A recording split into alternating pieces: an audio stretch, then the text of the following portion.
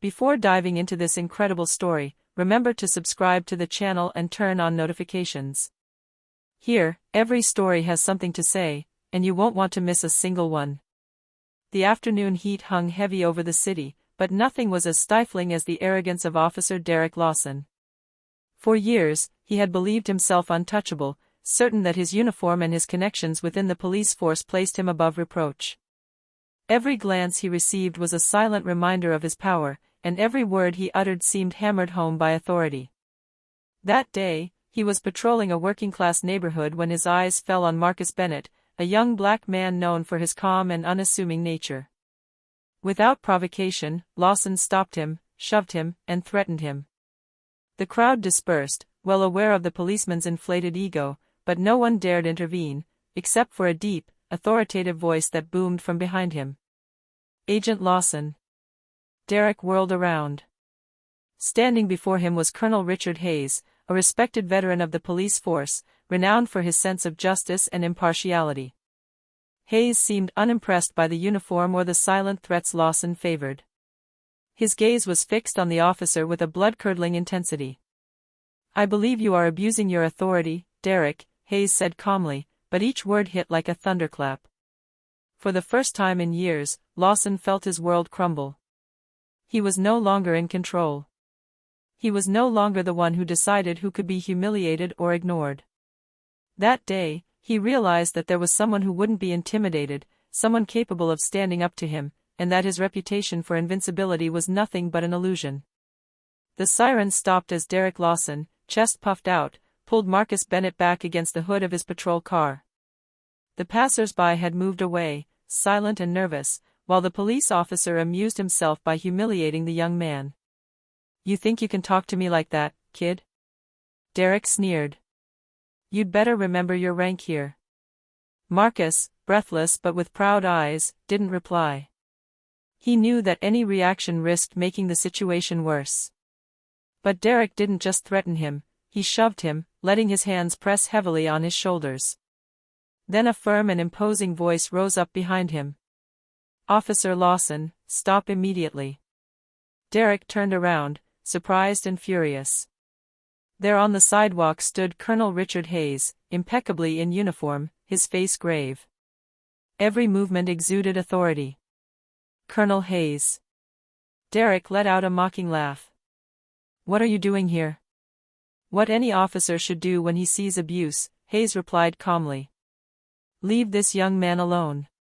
Derek's laughter faded when he met the colonel's piercing gaze. He'd often heard of Hayes, but never seen him face to face. The man didn't tremble, didn't waver. And for the first time, Derek felt his power falter. "Are you giving me orders?" he growled, his voice full of anger. "No, Derek. I'm simply reminding you that authority is not a right to harm others. You're supposed to protect, not intimidate." The crowd held its breath. Even Marcus, in shock, felt a weight lift from his shoulders. Hayes took a step forward, and Derek instinctively retreated. The racist agent suddenly realized that his reputation for invincibility was nothing but an illusion. Colonel Hayes placed a firm hand on Derek's shoulder and said, "If you continue like this, there will be consequences. I will not turn a blind eye." Derek opened his mouth to reply, but no words came out. His world, built on intimidation and fear, had just crumbled. For the first time, he understood that justice wasn't a game, and that someone was ready to hold him accountable. Marcus, freed from Derek's control, stepped back slowly, his eyes fixed on the colonel. Hayes followed him with his gaze, then turned back to the agent. "You can leave now, and reflect on what you have just done." The heavy silence that followed marked a turning point. Derek Lawson, so self-assured just moments before, knew he had met an adversary he could not intimidate. True power, he realized, lay not in the uniform, but in the courage to stand up to injustice. The next morning, Derek Lawson hadn't slept. The scene with Colonel Hayes kept replaying in his mind. How could a mere man have outmaneuvered him? His pride was wounded, and his resentment burned brighter than ever. Back at the barracks, Derek began telling his side of the story to his colleagues, hoping to find some semblance of support. But each of them knew that Colonel Hayes wasn't easily swayed by an officer's outbursts of anger. The murmurs and disapproving glances only fueled his frustration. Around noon, Derek received a call from Marcus Bennett. His trembling but firm voice echoed through the receiver. "Mr. Lawson. I don't want any trouble, but I wanted to say, thank you." Derek felt his blood boil. How dare this young man thank him after what he had been through? Anger overwhelmed him, and he decided to take back control. On the field, Derek found Marcus alone at a bus stop. He approached, looking threatening. "This time, Marcus, you won't get away with it." But before he could act, an imposing figure appeared behind him. Hayes. Again. His gaze was cold and determined, each step echoing like a silent threat. "Derek, step back immediately," said the colonel. "You're everywhere." Derek growled, his voice trembling with rage. "I am here where justice must be respected," Hayes replied calmly. "And you must understand that your abuses will not go unpunished." Derek felt his fists clench, but deep down he knew he couldn't challenge Hayes directly. He stepped back, his mind seething with hatred and humiliation. Marcus, who was watching the scene, felt a mixture of fear and relief. For the first time, he understood that someone was truly watching over him. Hayes placed a hand on his shoulder and said, "You're safe now, Marcus. Derek Lawson won't hurt you anymore as long as I'm here." Derek, humiliated but furious, slowly backed away. His ego was bruised, but he hadn't given up yet. Hayes knew this was just the beginning of a bigger confrontation, but he had no intention of backing down. The colonel and Marcus walked away, leaving Derek alone on the sidewalk, clenching his fists and silently vowing that next time he would find a way to regain control. But what he didn't know was that Hayes had anticipated his every move, and that each attempt Derek made would only reveal more of his true character. Derek Lawson returned home that evening, his mind in turmoil. His pride had been trampled 2 days in a row, and he was determined to regain control. He began planning how to discredit Marcus and Colonel Hayes, convinced that a well-placed blow could restore his image and supremacy. The next morning, Derek discreetly followed Marcus, hoping to find a weakness. He thought that by exposing the young man or putting him in a difficult situation, he could prove Hayes wrong to protect him. But every move Marcus made seemed measured, almost premeditated. Derek felt his frustration rising. At the same time, Colonel Hayes had anticipated this behavior.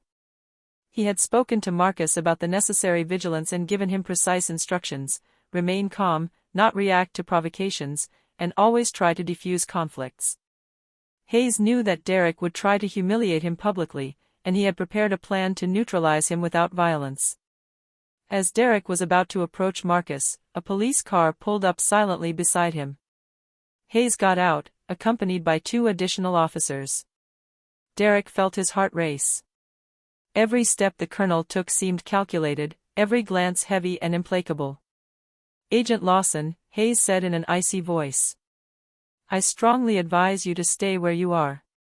Any attempt to harm Marcus or break the law will be immediately punished." Derek, furious, tried to reply, but Hayes cut him off abruptly. "I've already anticipated your plans, Derek. You're no longer invincible. Justice doesn't wait for your consent." Derek's anger turned to panic. He realized he had underestimated Hayes at every turn.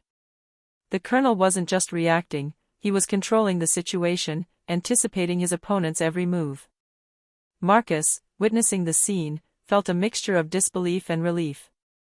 The man who had abused him and whom he had so greatly feared was now confronted with his own limitations. Derek was forced to back down, publicly humiliated, as Hayes and Marcus walked away, leaving the racist agent with his plans thwarted and his pride shattered. For Derek Lawson, it was a rude awakening. His arrogance wasn't a shield, and his power was only real as long as no one dared challenge him. And Hayes, with her patience and strategy, had just proven to him that true power lies in courage, justice, and perseverance. The days that followed were a true nightmare for Derek Lawson. Every attempt to discredit Marcus or circumvent Colonel Hayes's vigilance ended in utter failure. The more he persisted, the more Hayes seemed to anticipate his moves, as if reading his thoughts.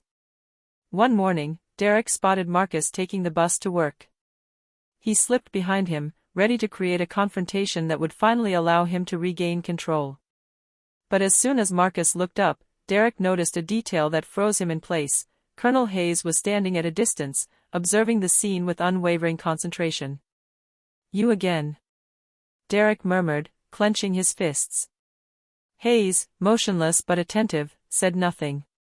His mere presence was enough to make Derek hesitate. Yet the agent's pride was too great. He stepped toward Marcus, but before he could even speak, two officers emerged from the shadows, surrounding Derek. "Agent Lawson, that's it," Hayes declared. "You can no longer behave this way. Your actions are being monitored, and any further attempts at intimidation will have immediate legal consequences." Derek recoiled, humiliated, but his spirit refused to accept defeat. He was prepared to do anything to regain control, even if it meant defying the law itself. Hayes, aware of this danger, increased protection around Marcus and demanded that the racist agent be closely monitored by superiors. Marcus, for his part, was beginning to understand the extent of Hayes's courage. Every confrontation, every moment he felt vulnerable, was countered by the colonel's vigilance and strategy. For the first time, he truly felt safe. Frustrated and humiliated, Derek knew he had to come up with a bolder plan. But what he didn't know was that each attempt brought Hayes and Marcus closer to a final confrontation where Derek would no longer be able to rely on his old habits or his arrogance.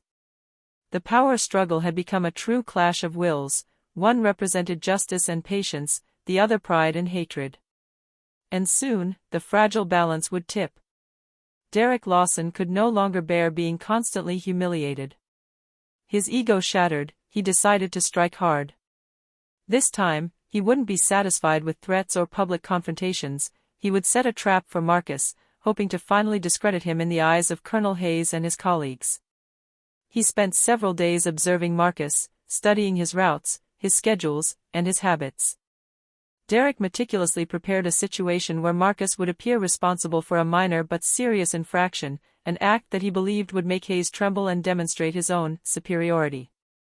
On the appointed day, Marcus was on his way to work when he noticed a suspicious gathering near his office. Derek, hidden in the shadows, was preparing his fabricated evidence. He believed that this time, nothing could stop him. But Hayes was already there. For several days, the colonel had anticipated Derek's strategy. He had the racist policeman's movements monitored and prepared a countermeasure. When he saw Marcus approaching the booby-trapped scene, Hayes silently intervened, strategically positioning himself to protect Marcus and expose Derek. Derek then appeared, ready to accuse Marcus, but Hayes took a step forward. "Derek, that's enough." The agent jumped, startled by the precision of the confrontation. Every move Hayes made seemed calculated to thwart his plan. The witnesses, alerted by the tension, gathered, watching Derek lose his composure. "You thought you could catch me off guard?" Hayes asked calmly. "Every action you attempted was anticipated. And now you're caught in your own trap." Furious and humiliated, Derek tried to deny everything again, but the evidence was clear: Marcus had committed no crime. Hayes had meticulously documented Derek's every move, exposing his malicious intentions. Marcus, relieved but still in shock, looked at Hayes with admiration. Derek, publicly humiliated for the first time, slowly stepped back, finally realizing that his reputation for invincibility was just an illusion. Colonel Hayes placed a firm hand on Marcus's shoulder. "Security and justice do not depend on fear, but on vigilance and courage. Never forget that." Derek Lawson, for his part, realized that his obsession with power and intimidation was only trapping him. And for the first time, he understood that true control lay not in the uniform, but in the ability to act with integrity and respect. Since the humiliating failure of his last trap, Derek Lawson hadn't slept a wink. Every moment of his day was haunted by the image of Marcus safe and sound, protected by Colonel Hayes. Derek's wounded pride turned into an obsession. He had to regain control, no matter the cost. He began to devise an even bolder plan. This time, he wouldn't just discredit Marcus, He intended to create a situation where the young man would be accused of a serious crime, something he believed would embarrass Hayes and tarnish his reputation as an incorruptible colonel. Derek spent hours fabricating evidence and identifying every potential weakness in Hayes' surveillance. But the colonel wasn't fooled. Hayes had already anticipated Derek's potential escalation. He increased security around Marcus and activated discreet but constant surveillance of Derek. Every suspicious movement was noted, every attempt at manipulation immediately countered. On the day of the trap, Derek watched Marcus from a street corner, ready to execute his plan. He had prepared a carefully orchestrated scene. A minor incident seemed to incriminate Marcus, and Derek intended to intervene as a hero to expose the fabricated crime.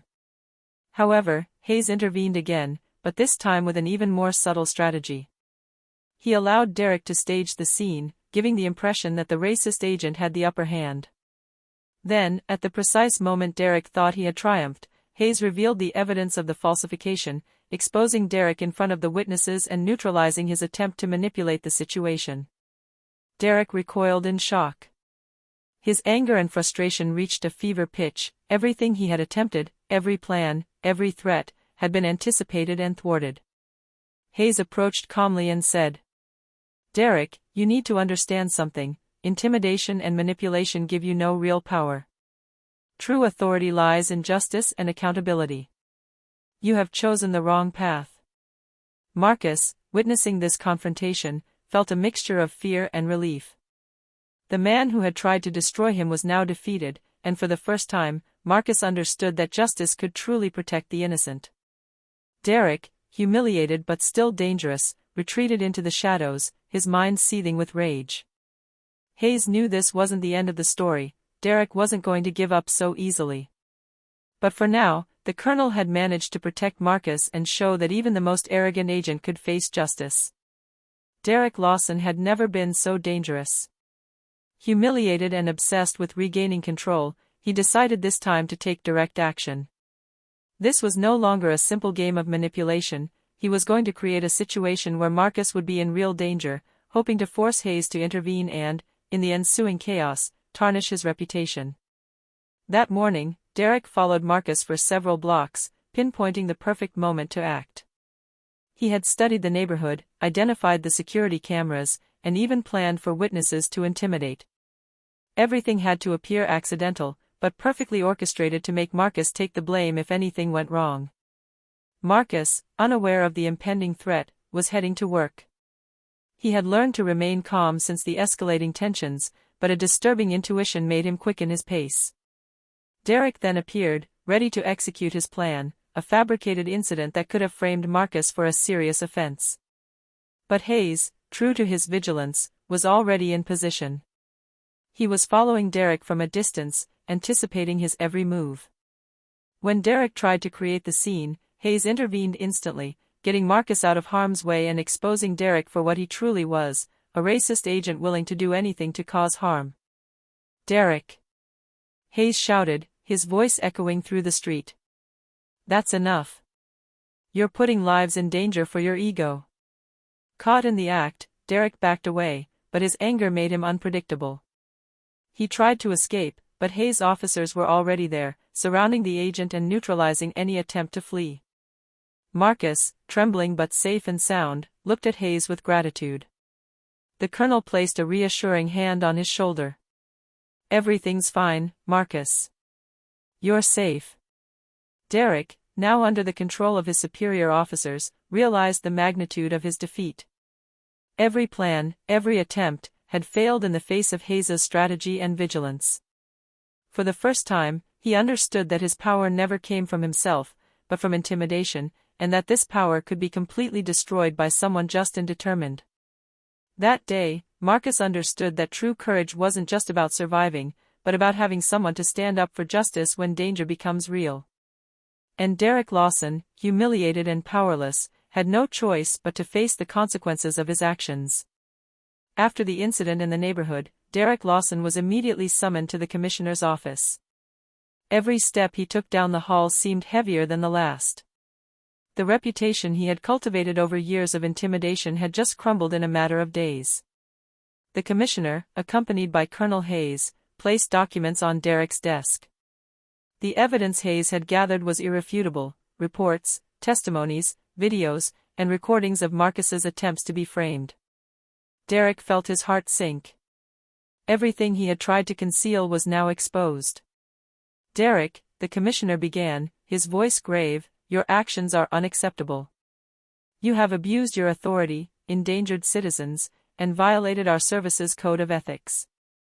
Derek opened his mouth in protest, but Hayes placed a firm hand on the pile of documents. "Every word, every action, is documented. You had several opportunities to correct your behavior, but you persisted." The silence in the room was heavy. Derek realized he had no allies here. Even his colleagues, once silent, knew the truth was undeniable. "You will be suspended pending a formal investigation," the commissioner announced. "Depending on the results, further sanctions will be applied." Derek paled. He finally understood that his invincibility was an illusion. Years of intimidation and arrogance could no longer protect him. Hayes, in a calm but firm tone, added, "Derek, this isn't a humiliation to punish you, but a lesson. True authority comes from integrity, not fear. You can choose to learn or to wallow in your mistakes." Marcus, who was there to testify, felt a mixture of relief and justice. For the first time, he saw that abuse had consequences and that vigilance and courage could protect the innocent. Derek, alone with his thoughts after the meeting, felt for the first time the weight of his actions. The pride, arrogance, and hatred that had guided his decisions left him facing an inescapable reality: he had to change or suffer an irreversible fall. Colonel Hayes looked at him one last time, then left the room with Marcus.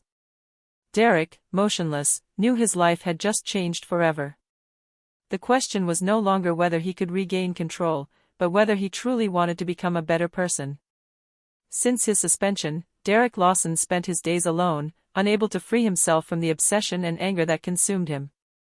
Every memory of the humiliations and Hayes's interventions came flooding back like a brutal reminder of his mistakes.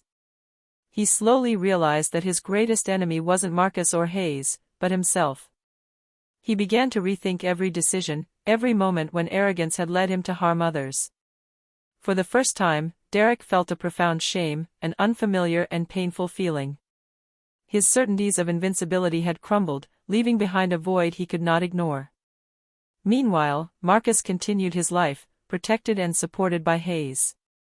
Every day, he witnessed the colonel's efforts to ensure justice and security, and Derek knew that this example only intensified his feelings of inadequacy.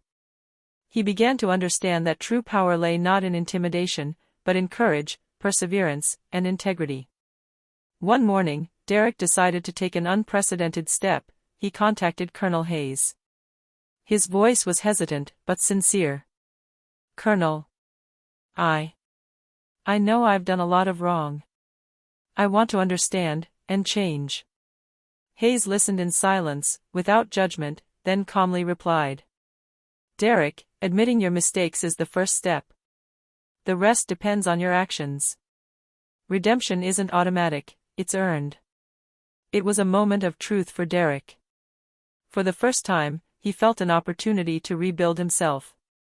He knew the road ahead would be long and difficult, but he was finally beginning to understand the impact of his actions and the responsibility that came with power. Marcus watched the scene from a distance and felt a sense of peace. The cycle of intimidation and fear seemed to be finally breaking. Derek, even though he was still fragile and angry with himself, had just crossed a threshold, that of awareness and the will to change. As Colonel Hayes watched Derek leave, he knew the real challenge began now. But he believed in man's capacity to learn, to recover, and to choose justice over pride. A few weeks later, Derek Lawson voluntarily presented himself at Colonel Hayes' office. His attitude had changed, arrogance had given way to humility and a desire to make amends. "Colonel," he said calmly, "I want to participate in the ethics and justice training. I want to understand, learn, and, if possible, help protect those I have hurt." Hayes watched him closely. He saw sincerity in Derek's eyes, a look that was no longer tinged with hatred or pride, but with a real desire for change. "Derek," Hayes replied, "it will take time. Redemption isn't won in a day, but every right action is a step towards it. We're going to work on it. Derek gratefully accepted. Over the next few weeks, he underwent intensive training in justice, ethics, and respect for citizens. He accompanied Marcus on patrols, no longer as a threat, but as an observer and learner. Marcus, witnessing this change, sensed a mixture of caution and hope. Derek, for the first time, was not seeking power over him, but understanding and protection. One day, while Derek was helping to defuse a minor conflict in the neighborhood, Hayes observed him and said, "That's what I wanted to see. True authority doesn't come from fear, but from responsibility and respect." Derek smiled, aware that this path would never be easy, but determined to continue. He had finally understood that power was not a privilege, but a duty.